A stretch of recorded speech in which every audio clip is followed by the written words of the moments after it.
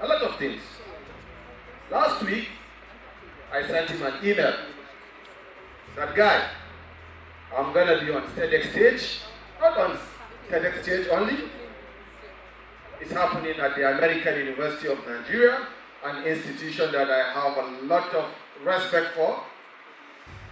And not only being in American University, it's also called TEDxJimeta. I am from Jamaica. And he's replied to me. What do you think he replied me? Oh, he said, I'm getting there. So that was his reply, that I'm getting there. So today, we are going to be speaking on 4 things: integrity, influence, newsroom, and leadership. Sometimes when you talk about integrity, a lot of people have a different notion about it. Influence, people might think until when you become a local government chairman, a councillor, a governor, president, before you become influential. Representative of Aliko Maria Dangote are here. Dangote is influential, but he's not the president of Nigeria. He's one of the respectable people around the world so far. So, influence and integrity, until you build integrity, before you can be influential. Integrity means you have to be trustworthy, you have to be accountable, and you have to be reliable. As long as you have these 3 things, you will be influential. You can come close to the president of the American University. Anyway, it is on the lighter note. This is a story of a young man that against all odds decided to do what he feels that's what he wants to do. I grew up in Jamaica. As a young man, I went to a school in Jamaica. My secondary school started in Jamaica. But sometimes when I'm in JS1, JS2, I felt that this is not what I want to see. I need to have exposure. Someone spoke about exposure here. I felt that I need to go to some places that I can get that exposure and start something. One day I decided to tell my parents that I want to leave Yola. I got crazy about it. At that time, I knew exactly what I wanted.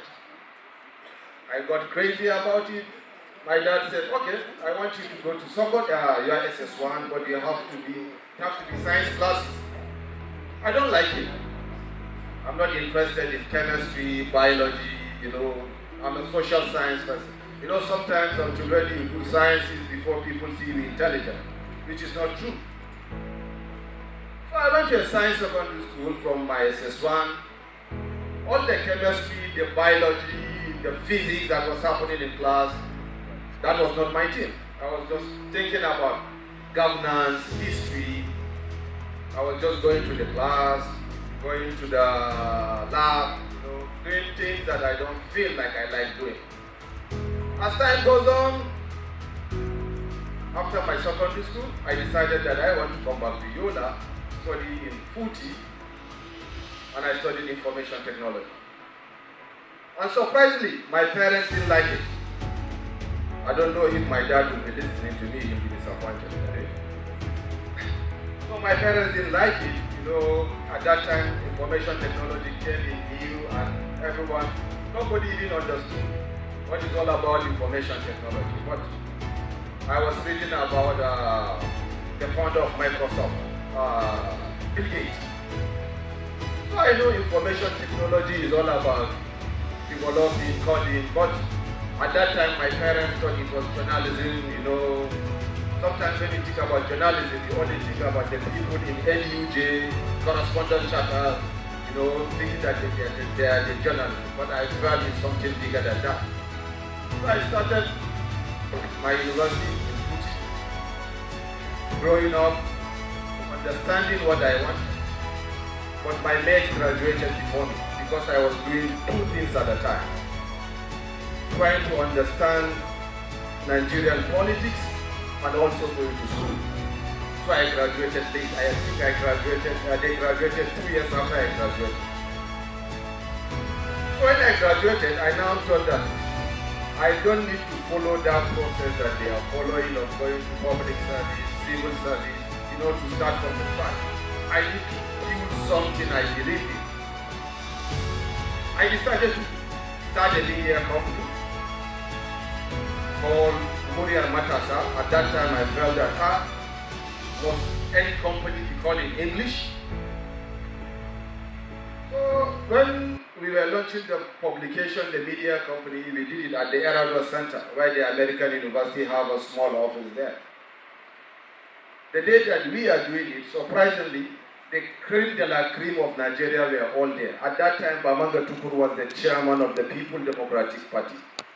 He was there, and I was surprised that I was able to bring the number of the people that were there. But I didn't even understood what I was doing.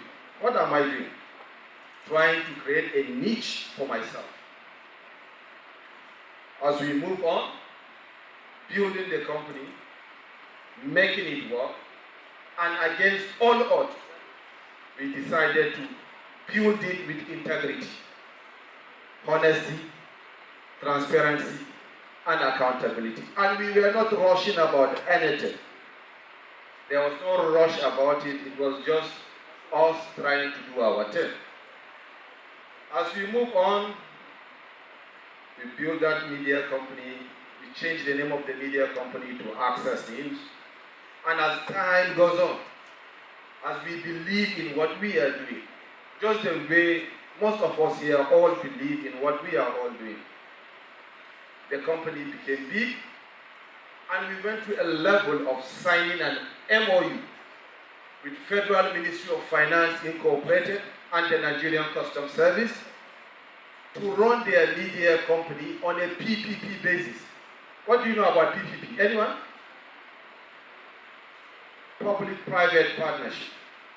You can decide to have integrity, build an influential company, and become a CEO of yourself. We built that company, partnered with Nigerian Customs Service. Federal government has a stake in the company, and we also have a stake in the company.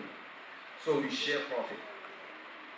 If I could have listened to, I don't want to say, if I could have listened to a lot of things before I got to where I wanted to go to, we could have not built what we wanted to build. I all want you to believe in yourself, believe in what you're doing. The sky is your limit. I'm so happy that TEDx is happening in AUN, the American University of Nigeria. America is one country that I have enormous respect for because I am an alumni of the United States of America. Without knowing, I was doing my thing. America invites me on a program called International Visitors Leadership Program. If I was in the other way around, not doing the media I wanted to do, not building my own company, not believing in what I wanted to do, I could have not been in that flagship program that is called International Visitors Leadership Program. You can all Google it. We have more than 100 presidents who are alumni of that flagship program. Mr. President, you know about it. So you have to build integrity before you can be influential. I will tell you a small story about President Buhari, the late president. He's not a rich man. He has never been rich. I don't think he has ever had 100 million naira in his account. But he has built integrity that has made him influential around the world. So building integrity, these are the key things that can take you where you want to go to. These are the key things that can make you influential, so that whenever you walk into a room, the audience will say, this person has integrity and we can do things with him. So just look at leaders that are influential. The first thing you see about them is that they have integrity. Without integrity, you cannot go to anywhere.